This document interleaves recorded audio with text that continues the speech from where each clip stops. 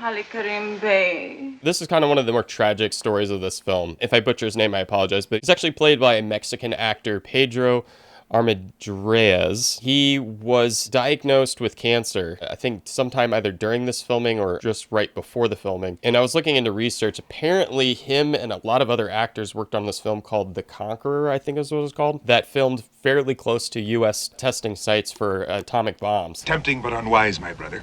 Listen to me. So they kind of link that as the reason why he got cancer.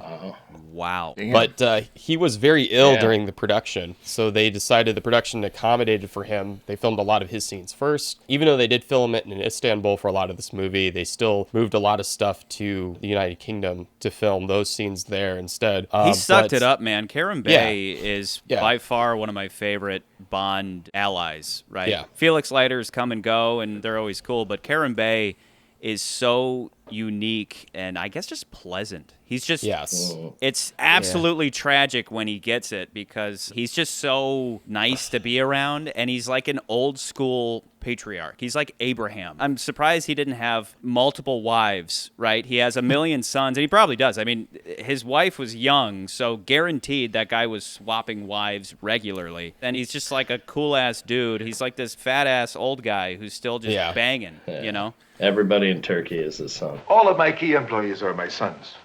Blood is the best security in this business. You must have quite an establishment here.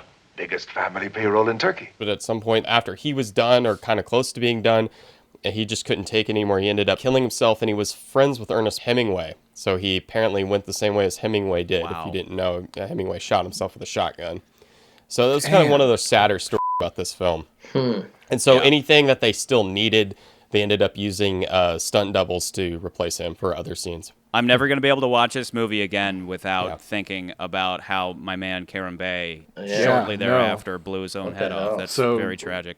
Cheers to that poor man. There are two things I wanted to point out. And one, I'm going to say this sounds fucking badass.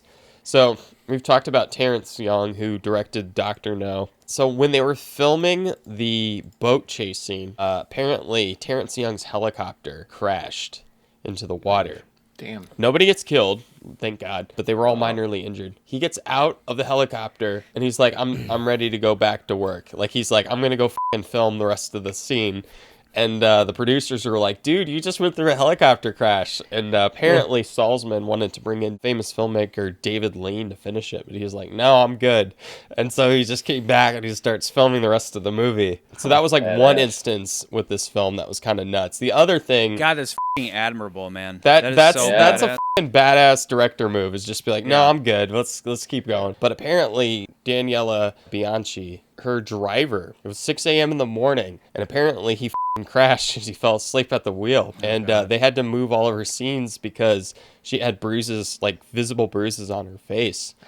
So I just wanted to point out that they had all these problems with this movie, like all these behind the scenes, not to mention one actor killing himself during the production. But you know, there were other things that happened during this movie, and it still came out to be like one of the best films in the Bond franchise. Well, wait. Did Karen Bay kill himself before the movie was done with production? According to Wiki, the film principal photography was April 1st, 1963, and wrapped on August 23rd. His suicide was June 18 of 63, so it was during. And it does also mention here that he experienced a lot of pain and apparently was limping, and the Wikipedia page says you can see it in the film, but I didn't notice. To put up my cruel hat for a minute, what they should have done, Karen Bay should have been like, look, I have radiation poisoning. I don't give a f***.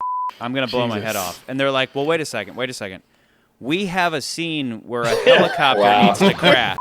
God. Can we put you in the Can you fly the helicopter? That's we can blow it up and we'll film the helicopter crashing, because that helicopter crash is weak And if I'm Karen Bay, if I'm Pedro, I'm like, guys, I'm out. Yeah. I'm gonna put a shotgun in my mouth. Or you can let me fly that f***ing helicopter, and I'm gonna drive it into the ground, and you can explode it with style. And I'm gonna go out that way because I love my job. You're gonna get a real, actual helicopter crash film. Instead, we have the shittiest helicopter crash ever, where they clearly just put it there and then they just blew it up in place, rather than that raining fire. You know, like Karen Bay, just like, ah! That is brutal. And then they would have dedicated the film to him. You know what I mean? Not to be morbid, but apparently he killed himself by shooting himself in the chest, not in the head, which sounds worse Dang, to me. man. Yeah, that's much worse. That sounds fucking worse. God, people are such fucking pussies today. I mean, the amount of people that are, I couldn't do this, that, or the other because I was tired. And this guy's got fucking radiation poisoning. He's like Dr. Note, and he's still acting his fucking life out, you know, for the sake of the fucking movie. And then when he's done, he goes and he takes a shotgun to the fucking chest like a fucking man. Yeah. Goddamn.